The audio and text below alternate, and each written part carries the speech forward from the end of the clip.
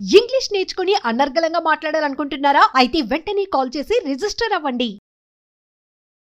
నమస్తే రమగారు. నమస్తే జయ. రమగారు, మానవ జన్మ దీనికి సార్థకత ఏంటి? వచ్చాము, ఏదో ఆయన పంపించాడు, వచ్చాము, మళ్ళీ పిలుస్తాడు, వెళ్ళిపోతాం. కానీ ఈ జన్మకంటూ ఒక సార్థకత ఉండాలి కదా. దానికి మన మార్కుని మనం ఎలా వేసుకోవాలి? ప్రతి ఒక్కరం కూడా ఎవరికి చేతనైనంత, ఎవరు చేయగలిగినంత, ఎట్లా? మానవ సహజమైన గుణాలు మనిషి అన్నాక ఏదో కొంచెం ఉండాలి, ఏవో ఉండాలి. ఈ ఉండాల్సిన వాటిల్లో మంచివి చెడువి కూడా ఉంటాయి. ప్రతివాడు అరిషడ్ వర్గంతో పోరాడుతూ ఉంటాడు. కామక్రోధ లోభమోహ మదమాత్సర్యాలతోటి పోరాడుతూనే ఉంటాడు. మనిషి పుట్టిన దగ్గర నుంచి చచ్చేదాకా వీటితో పోరాటమే.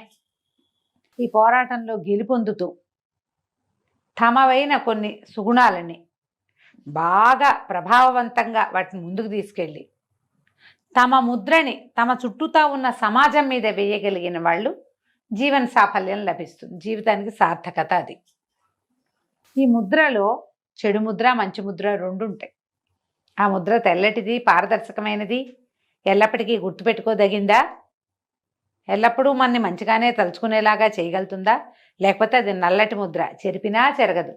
ఎన్నాళ్ళైనా వాళ్ళు మనకు శాపనార్థాలు పెడుతూనే ఉంటుంది మన చుట్టూతా ఉన్న సమాజం. చచ్చాడు కానీ లేకపోతే నా చేతిలో చచ్చేవాడు, ఇలాంటి మాటలు అంటారు. మనం అది చేస్తామా, ఇది చేస్తామా? ఇది మనం ఆలోచించుకోవాలి. ఇదేంటంటే రోజువారీ నేను నా ముద్రని సమాజం మీద వేయాలి, నేను వెళ్ళిపోయా కూడా నా పేరు మంచిగా తలుచుకోవాలి, నేను ఎప్పటికీ నా కీర్తి చంద్రికలు విశ్వవ్యాప్తంగా ఉండాలి, ఇవన్నీ ఆలోచించం జయ. మనం ఎలా మనని భగవంతుడు పంపించాడు, భగవంతుడు పిలుచుకుంటాడు అనే విషయాన్ని గ్రహించకుండా మన నాటకం మనం ఆడుకుంటూ పోతాం. ఈ ఆడే నాటకంలో నా వల్ల నేను ఒక మంచి అద్భుతమైన ముద్ర వేస్తాను, రేపు కూడా నేను ఉంటాను, అవన్నీ ఆలోచించరు. ఆలోచించకుండా జీవించేస్తూ ఉంటాం. తెల్లారిందా, తిన్నామా, పడుకున్నామా, లేచామా, మళ్ళీ తెల్లారి ఇదే గోల.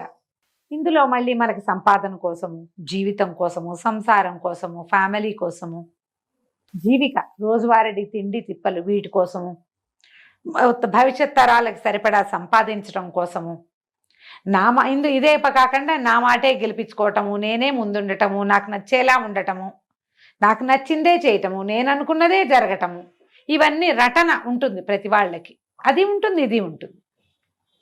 చిన్న జీవితం వాడికి బతకటం కోసం, పెద్ద జీవితం వాడికి తను కింగులా ఉండటం కోసం, దీనికోసమే పోరాడుతూ ఉంటాం. చిన్నదానికి చిన్న పోరాటం, పెద్దదానికి పెద్ద పోరాటం. వీళ్ళేమో హాయిగా ఉన్నారని అనుకోకర్లా, మనం వీళ్ళకి ఉంటాయి పోరాటాలు, వాళ్ళకి ఉంటాయి. ఈ పోరాటంలో పడి రేపు మన తర్వాత మనం ఇక్కడ ఉంటామా లేదా అవి ఏవి ఆలోచన అసలు చేయము. మనం ఇలాగే తోచక మాట్లాడుకునే మాటలు అప్పుడు చెప్పుకుంటాము, స్పీచుల్లో చెప్పుకుంటాము. పెద్దవాళ్ళు ఎవరైనా మాట్లాడేటప్పుడు ప్రవచనకర్తలు నీదైనా ముద్ర వేయి, నీ తర్వాత కూడా నువ్వు చిరంజీవిగా ఉండాలి అని మాట్లాడతారు, చెప్తారు. ఎవరైనా చనిపోయిన వాళ్ళ గురించి మాట్లాడుకునేటప్పుడు మనం వింటాము, ఆహా వీడు చచ్చి కూడా ఎంత మంచి పేర్లతో ఉన్నాడు, మనం కూడా ఇలాగే చెయ్యాలి అని ఒక వాక్యం వస్తుంది బ్రెయిన్లోకి. తెల్లారేక అన్నిటితో పాటు అది కూడా పోతుంది. అవి గుర్తుండవు. జీవితం ఒక పోరాటంగా వెళ్తూ ఉంటుంది. దీంట్లో నువ్వు సరైన పని చేస్తే నీ ముద్ర ఆటోమేటిక్గా ఉంటుంది. ఏమిటి ఆ సరైన పని? ఒకటి, కళలు అవి ఉంటే, లలిత కళలు, ఫైన్ ఆర్ట్స్, వాట్లల్లో బాగా ముందుకెళ్ళటం. వీళ్ళు ఉండిపోతారు. రససిద్ధులైన కవీశ్వరులు, వాళ్ళకి యశక్కాయాలకి ఎటువంటిది భర్తృగారు చెప్పారు, నాస్తి తేషాం యశక్కాయే జరామరణజం భయం అని. జయంతి తే సుకృతినో రససిద్ధాః కవీశ్వరాః నాస్తి తేషాం యశక్కాయే జరామరణజం భయం అని. కొంతమంది కవులో లేకపోతే ఇలా గాయకులని, వైతాళికులని, వీళ్ళంతా ఏంటంటే వాళ్ళు జయిస్తారు ఎప్పటికీ కూడా. రససిద్ధి కలిగిన వాళ్ళు, అద్భుతాలు సాధించిన వాళ్ళు, వాళ్ళ తాలూకు కీర్తికి జరా లేదు, మరణము లేదు. అంటే వృద్ధాప్యము రాదు, మరణము రాదు. ఎప్పటికీ వాళ్ళు ఈ ప్రపంచంలో ఉండిపోతారు. బాలసుబ్రహ్మణ్యం గారు 2 సంవత్సరాల క్రితం గతించారు. ఆయన కంఠం చెవిన పడని రోజుందా మనకి? ఘంటసాల గారు ఎప్పుడో 25-30 సంవత్సరాల క్రితం గతించారు.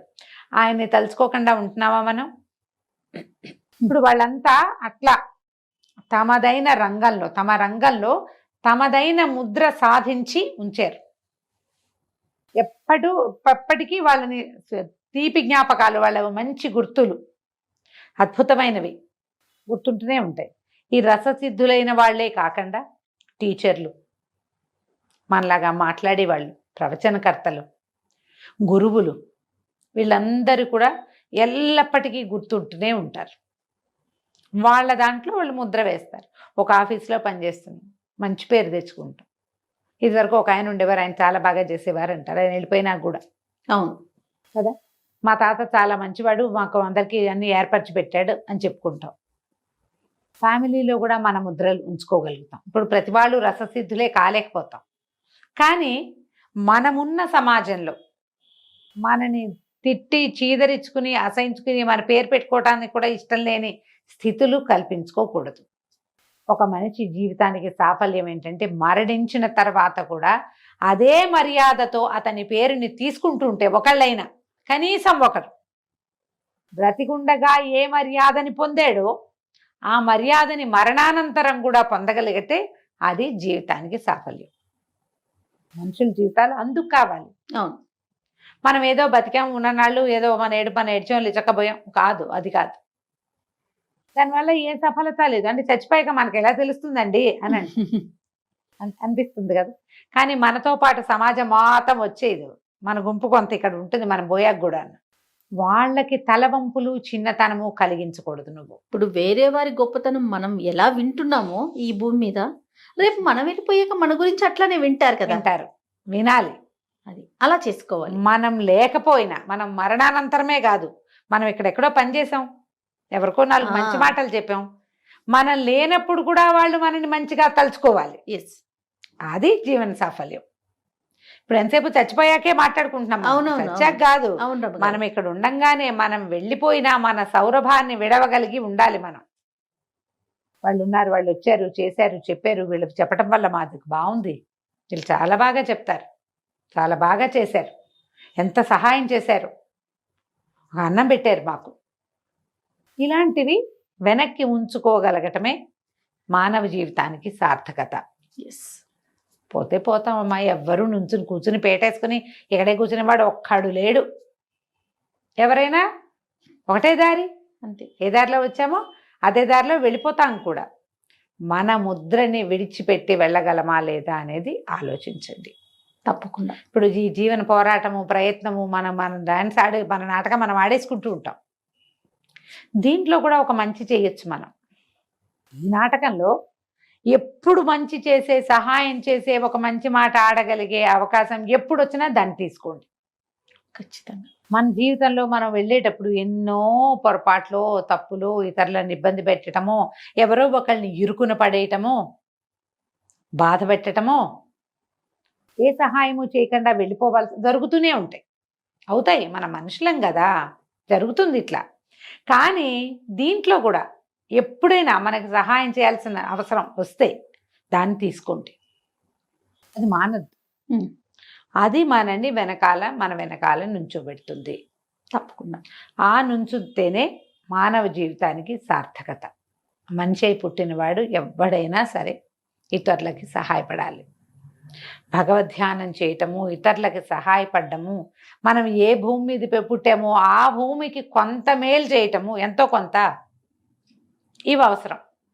ఊపిరి ఎలా తీసుకుంటున్నామో ఈ పనులు కూడా అలాగే చేయాలి. ఓ మొక్క పెట్టండి, ఓ మొక్కలకి సహాయం చేయండి, వాడికి ఒకడికో ముద్ద అన్నం పెట్టండి, ఒకళ్ళకో మంచి మాట చెప్పండి, మీకు వచ్చిన విద్య ఎవరికైనా చెప్పండి. చాలామంది అలా కూడా ఉంటారు, తమ ఏదైనా నేర్చుకుంటే ఎవరికి చెప్పకూడదు అనుకుంటారు, దాచేసుకుంటారు. విద్యలు దాచుకోవద్దు. మానవ జీవితానికి సాఫల్యం ఎప్పుడంటే మనం ఇతరులకి నేర్పగలిగినప్పుడే. మనం అట్లా దాచేసుకుంటే మనకి పురాణాలు అవి వచ్చేవా? అదే కదా. ఇప్పుడు వచ్చింది ప్రింటు, ఇదివరకు ప్రింట్లేవి. ఈ మంచి మాటలన్నీ, ఈ భగవద్గీత, ఈ భాగవతం, ఈ అష్టాదశ పురాణాలు, ఈ సాంఖ్యయోగాలు, ఇవన్నీ ఎక్కడి నుంచి వచ్చినాయి? ఉపనిషత్తులని, వేదాలని ముందు నుంచి వాళ్ళు తర్వాత తరాలకు అందించుకుంటూ పోయారు కాబట్టి వచ్చినాయి. అలా మనం ఏదైనా ఒక మంచి విషయం, మంచి తెలిసి ఇతరులకి అందించండి. అప్పుడు కూడా మానవ జీవితానికి సార్థకత లభిస్తుంది.